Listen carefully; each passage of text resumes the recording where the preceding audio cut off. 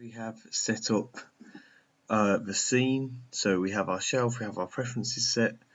I'm now going to talk you through setting up, creating and setting up an asset that basically is lit, textured, has some tiny bit of animation with the camera, and will then render out. So this will basically be the simplest kind of workflow we can go through. So there are a lot of other processes, there's lots of new kind of plugins and additional softwares that can be used to kind of improve the visual quality and the fidelity of the images that we create. Unfortunately, given that this is just kind of an entry module, we won't be creating anything too fancy. However, this will give you a really good foundation into starting your 3D models. So the first thing I'm going to do is create a new scene. So what I'm going to do is just go to this piece of paper here. I'm just going to click new. I'm going to click don't save. And then from this, we're just going to go to File, Save Scene As, and we'll just call this Lamppost Tutorial S1. Okay, so this is the first stage of the process. So obviously, as you could see in the previous image, we're looking at creating a kind of old school lamp. Now in the written tutorial notes, there will be specific values and guidance which can deviate and change depending on what you do, but for this I'm just going to roll with where I'm at, and kind of, so the written tutorial that you've had on this may be out of sync is what I'm getting at. So if you've noticed that, there's nothing to worry about, just switch over to whichever one you feel is more helpful. So the first things first, I'm going to think about the kind of design. So normally what would happen is you would go out and think about the kind of style or design that you want to go for, and you'll see in here, I've just searched for wooden lamppost. So this is the kind of thing I was thinking of, some kind of old school kind of medieval wooden lamppost, and there's some here and here, and obviously the more intricate the designs, the more changes there are, the more types of skills we're going to need. But as I say, this is just an entry level to kind of this box modeling process, and an entry level to the 3D workflow. We're not going to go for anything complicated. I'm probably going to try and replicate something like this here on the right. So first things we're going to do is, you'll notice that we made our shelf, but at the moment we have nothing in it. So what we're going to do is go to Mesh, and if we hold Control and Shift, now this is on a Windows, so you may find that it needs to be Command and Shift, try both, and then go down to Fill Hole and click once. You'll see that that icon has now added to our shelf, and this means that anything that we're going to use or use a lot of, we can add in there. So we're then going to go to Mesh Tools, and we're going to go to Insert Edge Loop, hold Control or Command and Shift, and left click, and that has now added in there. And then finally, we're going to go to Create Polygon Primitives, and we're going to hit Control and Shift and go to Cube. Now, this is one of the most common assets that we're going to create. So now we have our three shelf buttons, and we're going to click on the cube. So from the cube, we're just going to rename this as lamppost. Okay, and we're just going to go in and we're going to think about the actual size of a street level lamppost. So what I'm literally going to do is just go to Google,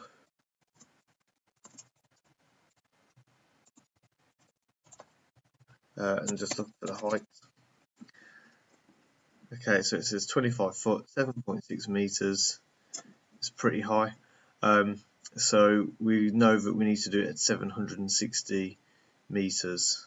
Okay, now medieval times people were shorter, and probably wouldn't have been able to get that high to set a fire lamp as the kind of thing that we're going on, or a gas lamp. I think in the Victorian times they walked up big ladders. But so we're just going to kind of double the average human height, I think. So rather than going that high, I was going to search average human height, which is 176.5 centimeters. So what we're going to do is essentially double that up and bring that in to be our actual size. So 176.5 times 2 is 353. So we're going to set the height as 353, and you'll see that we now have a really tall, slim pole. And what we're going to do is set the width at 30 and 30, and I believe that is probably a little bit too wide, maybe. I mean 30 centimeters size of a ruler. I don't know actually. I think if it was a wooden beam, we could probably get away with that. So that's what we're going to start with. So we're going to head into the height, half of that, which was 176.5, and that means that it's now sitting above 0 on ground level. So if I go into the side view, you can see that that darker line is now where the object sits. So I'm just going to go into each of these views actually, and I'm just going to frame it by pushing F. Click on the object. So I'll show you that again. I'm pushing the space bar to flip view. Okay, and then pushing space bar again to go back on. And once I'm in there, I'm clicking on the object and I'm pushing F. Okay, which frames it. So back into this view, so that's space bar to flip. Okay, so I know there'll be one person definitely happy about that. So you know who you are. So with our lamppost cube, back to this, what we're going to do now is add some subdivisions into the height. Okay, and these are just going to be helpful for us to kind of break down whereabout we are with the object. And I think we're ready to go. Okay, so the first thing we're going to do is add in a sort of like concrete stone base. So I'm going to hold down my right mouse button, and I'm going to go to face, and I'm going to select these here.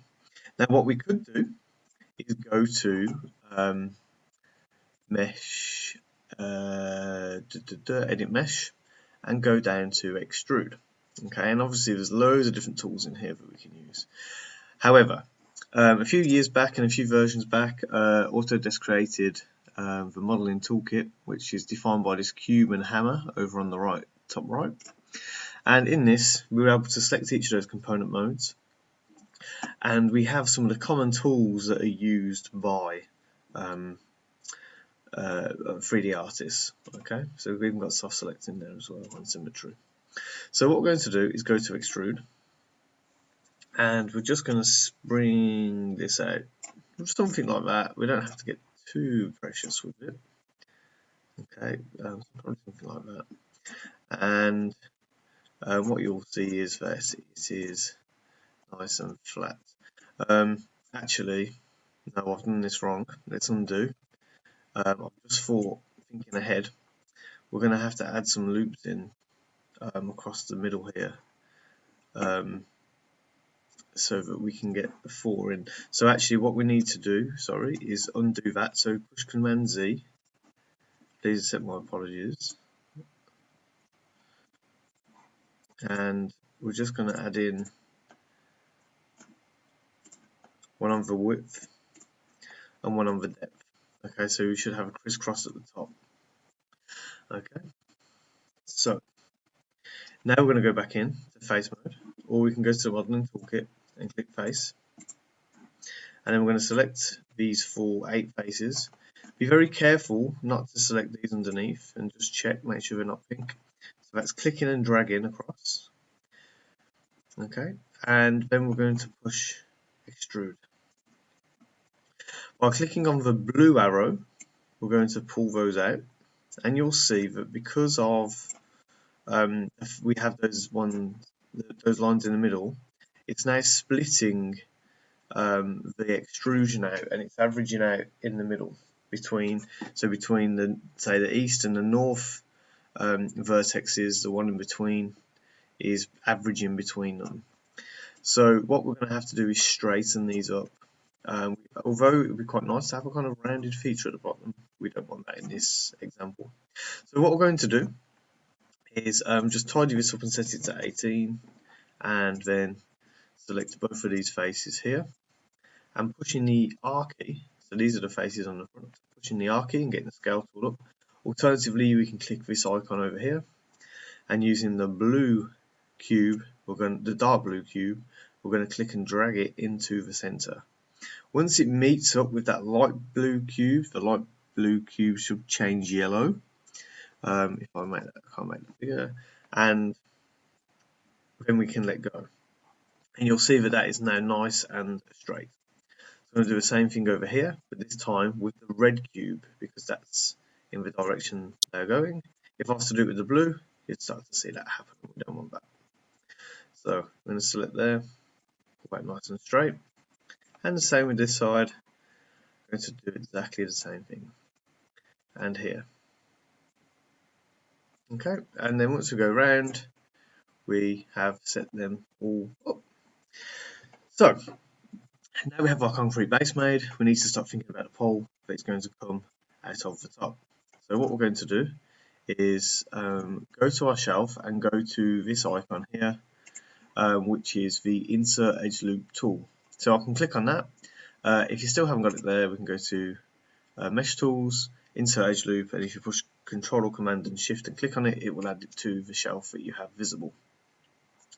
So I'm going to click Insert Edge Loop, and from here I'm just going to bring that in like so, about midway, roughly midway, it doesn't have to be perfect. And then I'm going to go to Mesh Tools and go to Offset Edge Loop, and this one's going to give us 2 edge loops either side of this, which means there will be kind of like an accurate or equal distribution. So I'm just going to go till it kind of looks like a cube at this angle. Don't worry if it's a little off, it's fine, life goes on. And we're just going to let go, and what should happen there is we now have both cubes. So what I'm noticing is that the one at the top seems just a fraction bigger, so I'm just going to go in and get this loop, pushing W, and I'm just going to bring it down a tiny bit just so it feels a little bit more equal. Okay, so from this we're now going to extrude these 4 faces, but we have to get it ready for that. So to create the pole, so by pushing Q, I'm just going to go into face mode by holding down the right mouse button and go into face. And from this, firstly, we don't want to extrude straight out like this, because we're going to assume that another piece of wood has kind of been put through the middle here. So what we're going to do is, rather than extrude that out, we're going to click on this cube here, this dark blue cube. And if we play around with this, it's only going to change that one value, but we want to bring all of them in. So, well, at least the Y and the X axis, the green and red. So by clicking this blue cube here, or this one in the center, we can scale that in. Okay, so basically the one in the middle will do all of the values, so all 3 directions. And this one here will just do the 2 that we're after. Now it won't make any difference in this example, because actually it's a flat surface. If this surface was diagonal, it would have influence from this, but it's not, it's flat. So right, so once we've extruded in and it looks something like this, we're going to put Control E again. Okay, sorry, that's another shortcut for extrude. Or we can click extrude again, or we can go to add it to our shelves and do it from our shelf. But as it's in Modeling Toolkit, I'm just going to do it from here. And then I'm going to pull that out using the blue arrow. Okay, and we want to pull this out to about just over 1.25 m, 1.25 m. Yeah, I think that kind of feels like a nice form. Maybe it'd be a little bit longer. Let's just try 150. Yeah, I think that's better. Okay, yeah. See, from the side, I think maybe it's a little bit too much, but when you kind of look at it from that angle, it's okay. Let's just go back to 125. Yeah, we'll do 125. Okay. So, with that selected, we now have our side beam. We now need to start thinking about that beam, the support beam that kind of cuts across diagonally. So what we're going to do is, in this space down here, we're going to create the same thing that we had essentially up here. So I'm going to go to Insert Edge Loop, and I'm going to click and add one in there, and I'm going to add another one in down here. But looking at this, I think that would be a little bit too far out, possibly. So what I'm going to do is, with this loop selected, I'm going to hold Shift, click once, double click again, which will select the second loop, click once, double click again, which will select the third loop. By pushing W to bring up a translate tool, or we can go to here, we're then going to bring that up, okay, and I think that's going to work well. Now remember, we're going to extrude this in because this beam is going to be smaller than both this one and this one, okay. So we need to anticipate that it won't necessarily just only cover from there to there, but it's going to be more from this point across. So then we're going to need to add them into this point over here. So what I'm going to do is go back into click on the grey space, go back to Insert Edge Loop, and I'm just going to kind of rough out roughly a point that I'm kind of happy with, which will probably be around here. And again, just going to bring out some of those just to kind of look roughly right. Again, I'd recommend using the offset edge loop tool for that, but you know, you will still have issues because it will evaluate this side of space and this side of space equally, which means this will travel further and this will travel less because they're unequal anyway. So there are issues with using that, but it's another opportunity to show you the tool. So I'm going to go back to face. This time I'm going to use the Modeling Toolkit. Remember, as I've said in session, there's a million ways to use to do the same thing in this tool in Maya. So with this selected, I'm just going to go to Control E, go into that cube at the side.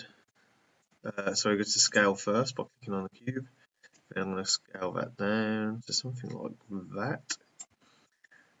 Okay, yeah, so there'll be enough room in here, I think, with the same thing. So if I do Control E, again you can click Extrude from the Modeling Toolkit, go to the cube, click on this square, and we want them to kind of look like they're going to line up. I think that'd be roughly right. I'm confident with that. Okay, so now with them both selected, we're going to click on the grey space, and what we're going to do is just go in and select, by holding Shift, the 4 faces on either side. Okay, now just double check to make sure you haven't selected anything else accidentally, because that will happen. And what we're going to do is push delete.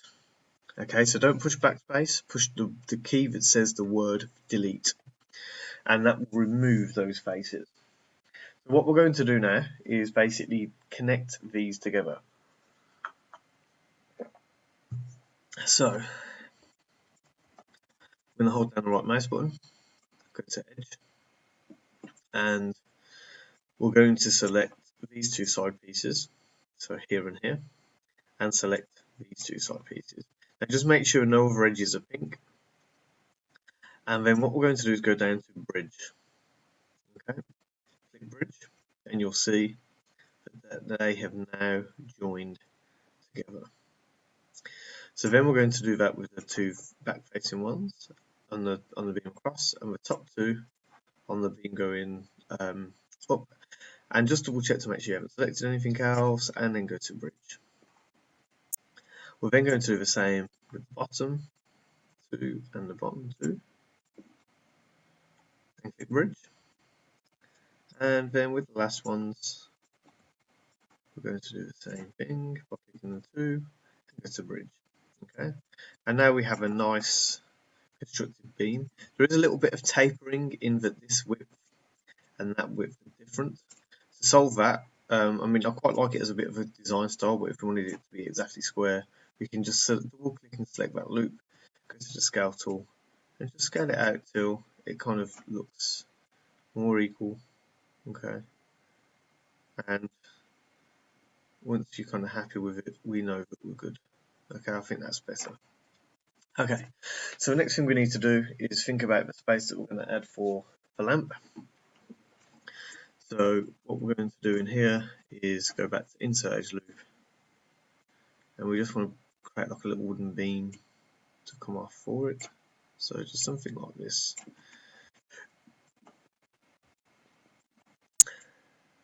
And I'm going to go to face and select these four, go to extrude,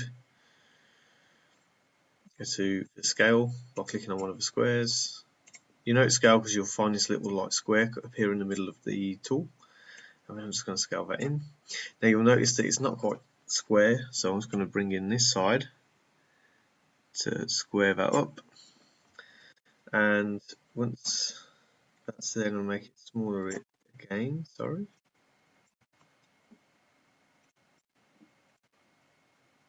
Okay, so that's not working too well. So what I'm going to do is I'm just going to go back into here, and I'm just going to make it smaller. Okay, I've clicked off the tool because I'm having issues with the scaling.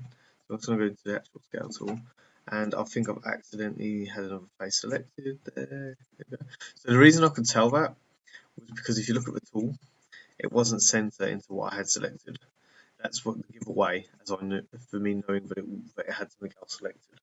I'm going to hold shift, and we're then going to bring in that and just scale that down more. So we want something that looks kind of like that. It's nice and trim. Then I'm going to push extrude, and with the blue arrow, I'm going to pull that down. And basically, the lamp that we create will just hang from this wooden point. Okay, so we're going to go into object mode as we've now completed the actual frame. So now we need to think about our lamp element. So for this, we're going to go to create, and I'm just going to go to Polygon primitives and cylinder. Now in the channel box, we're going to rename this as lamp cage, and we're going to go in and change the radius to 10, and hopefully that kind of starts to appear. Okay, yeah, we're still probably on a bit bigger, so let's go 20. Yep, I think that's a little bit more kind of size I was looking for. So I'm just going to place it roughly where I kind of want it to, the end result to be, which is kind of roughly around there. And what I'm going to do is change the height to 5. We're going to change the subdivision axes to 6, like a cake. And then we're going to change the height, subdivision height no, and subdivision caps yes. We're going to add in 4 of those, I think. Okay, yeah, we're going to add in 4. Okay, so what we're going to do is, now that's ready, we're going to we'll hold down the right mouse button. We're going to go to face, and we're going to select the first one. Push Q, which is the select tool, that gets rid of that tool that's blocking our view. So if I'm on the translate tool, this is kind of in the way, and it can lead you to kind of accidentally click and alter the shape of the object. So push Q, which is select, hold down the shift key and double click on the face. And sorry, what that should have happened there is select the loops. Let's try again. Select the middle, hold shift, select the next one, double click. No, okay. I think there's a bit, there we go. Right, so I think the delay me pausing and explaining it is causing it not to do it. So I'm going to click the first face, hold shift and double click on the second. So click, shift, double click. Okay, and you'll see we've now selected that loop. It won't go any further because of the point. It has to have 4 points to create a polygon in order to travel in a loop. Once it hits a triangle with only 3 points, it will stop. So push delete, and basically we're going to do that for all of these except for the piece that's facing this way, facing outwards, forwards. Okay, so the bit that's facing forward we want to leave. that, and delete that, and delete that. Okay, so what we're left with is this. In fact, I've just done it wrong because we're supposed to extrude first. Because what's going to happen at this point, and actually it's good in a way because I can show you why we're going to extrude first. So this piece here, if I was to extrude this, okay, well, I'll go into Modeling Toolkit and extrude him, you get these faces appear on the side, and we don't want those faces. So I'm going to push Control Z, and what we're going to do is I'm just going to undo those bits I've deleted, and we're going to select this loop here. So if I hold Shift and double click, we get that loop. We're going to push Extrude, and we're going to bring that up. Okay, something like that, I think. Do I even want that? I think in the example that I showed you, I think I changed the design somewhat. No, this will be fine. No. So what we're going to do now is basically do the same thing as we did before. We're going to delete the faces. So I'm happy with that height. I'm just going to tidy it by typing 30. And I'm going to hold the first face, hold Shift, double click on the second, and I'm literally just going to do exactly the same thing. Now notice we don't have those side faces that we would have had from before, which is exactly what we want. We don't want exactly what we don't want, sorry, which is those faces, because when we try and attach these later, that's going to cause us issues. So what we're going to do now is we want to be able to put in a face, a window basically into this object, okay? And to do that, what we're going to do is we're going to create another cube. And we're not going to bother to name this cube, but we're just going to reposition it into here, inside. So I'm going to push F to focus on the cube, and just make sure that that's in there. And this is why we need that forward-facing, front-facing slice to be visible, because it means that we can get that out. And what we're going to do is then just go to the channel box and just change the depth so it comes out either side. We're going to change the height till it kind of fits the kind of size that we want. I don't know, maybe something like that. I'm just going to reposition it. So what I'm doing is I'm clicking the word and I'm pushing in the middle mouse button and basically scrubbing left and right. And what that means is it's going to treat this like a little dial, and it's going to resize it as we want. So then I'm going to just bring this out, and then I just want to reposition it. It's a bit difficult to see with all the grey, so what I'm going to do is I'm going to turn this icon on here, which is wireframe and shaded, so we can kind of see roughly where we are. I'm not too bothered if this isn't perfectly exact, to be honest, but as long as it's roughly there, because you won't really necessarily notice it, and actually the little imperfections kind of make it feel a bit more kind of organic and kind of like it was made in medieval times, but things wouldn't have been perfectly cut, which is going to be an issue with this. And there will be another tutorial which is called Advanced Modeling as part of the blended learning session that you'll be able to get back, which you'll be able to go and look at and kind of see how you can do this in a bit more quirky way.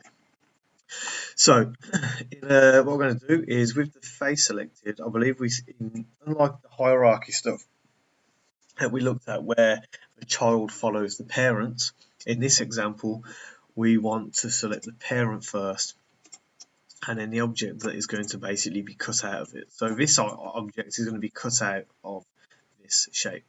So if we select the parent first, hold Shift and select the child second, I think we want to cut out, and we're going to go to Mesh, Booleans, and Difference. Okay, and it hasn't worked how it should, which is a bit worrying. Okay, I can see the issue. So the reason that it hasn't worked is because the initial box actually came out the side. So I'm going to push Control Z. So at the back here, the problem is that the box is too big for it. So I'm going to go back into the inputs and I'm just going to change the width so it fits in there. Even if it's just a small amount, I just want it to fit in. There we go. Okay. And we're going to do the same thing again. So I'm just going to go into Mesh, Booleans, Difference, and we now have That's solved. Perfect. So we now have that window piece done. That kind of window hole in. So the next step is to basically duplicate these pieces again. Now, because we've actually created a new object, if I push W, you'll see that the center point, the object that was originally in this middle point here of the object, in between these two, has now moved to the general center of the overall object. So we need to reposition it back. So I'm going to push the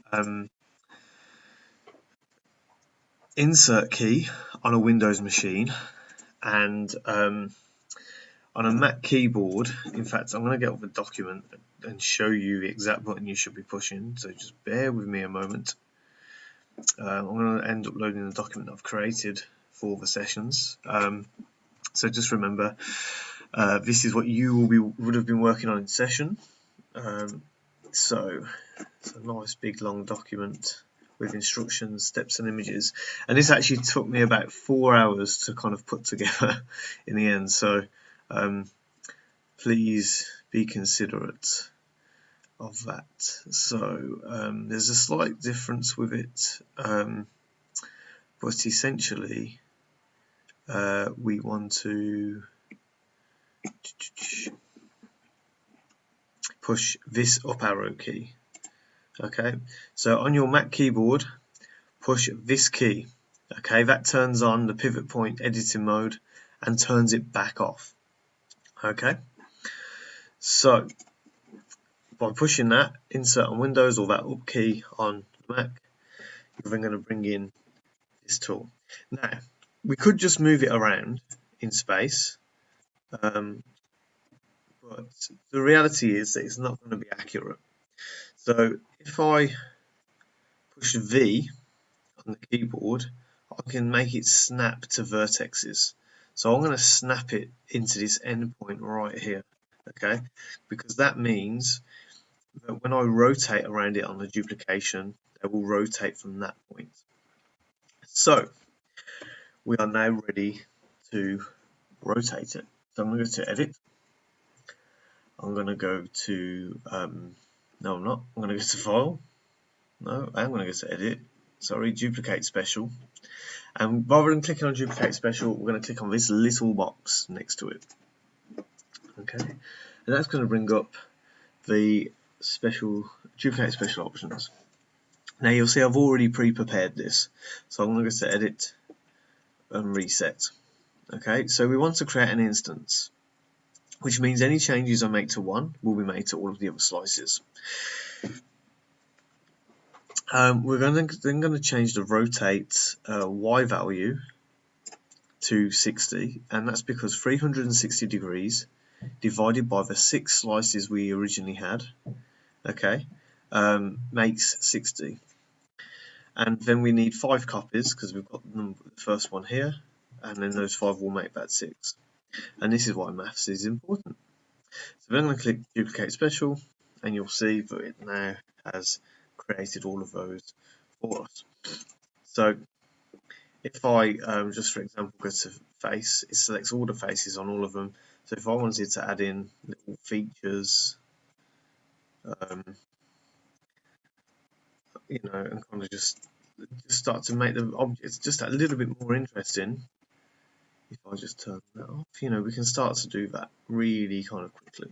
Okay, so then what we need to do is to create a lid piece. So what I'm going to do is just go into create polygon primitives and cylinder, and the same sort of thing again. I'm just going to bring it up. I'm just going to bring it up here.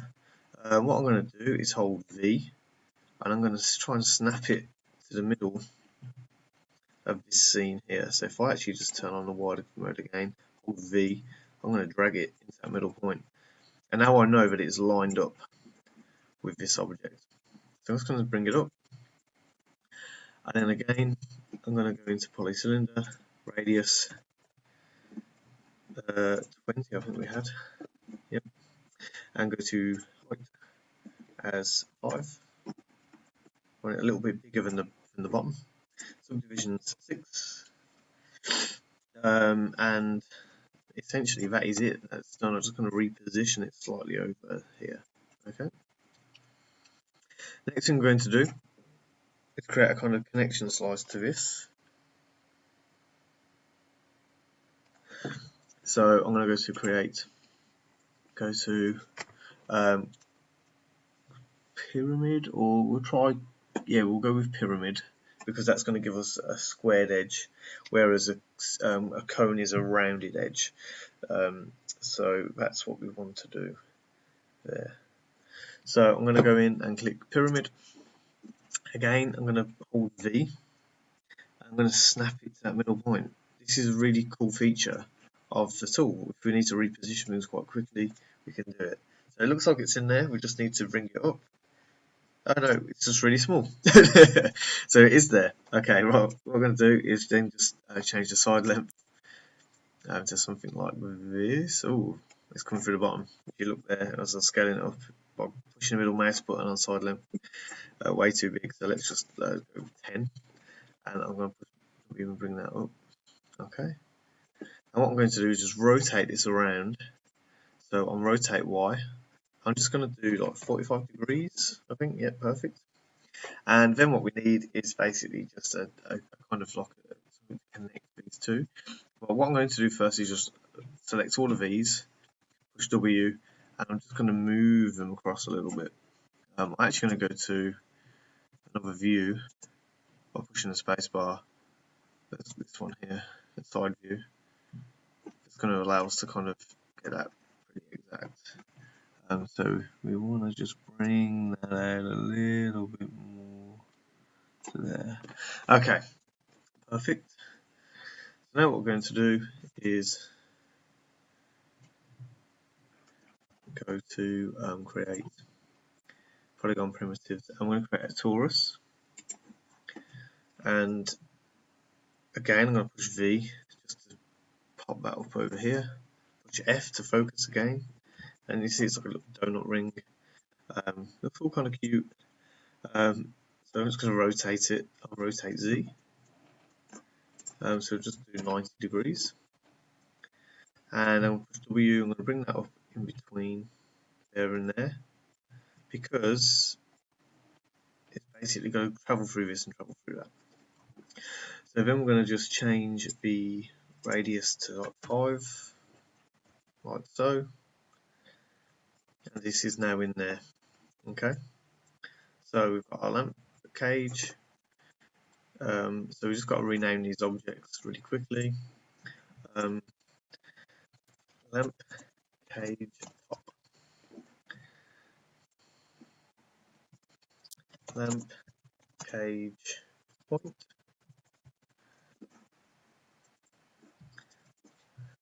Lamp cage ring. And then we're going to go to outliner, and because all of these objects, especially the point to the cage, so all of these here are together, we're then going to push Control G, and we're just going to call this lamp. Okay, and then the ring can stay there, and the lamppost is there. These other parts that have appeared, these are from the differences and things that we've created, and what's going to happen is when we get these objects ready to move on to the next stage in the next video, they will disappear. Okay, so we have now created all of those elements and we are ready to move on.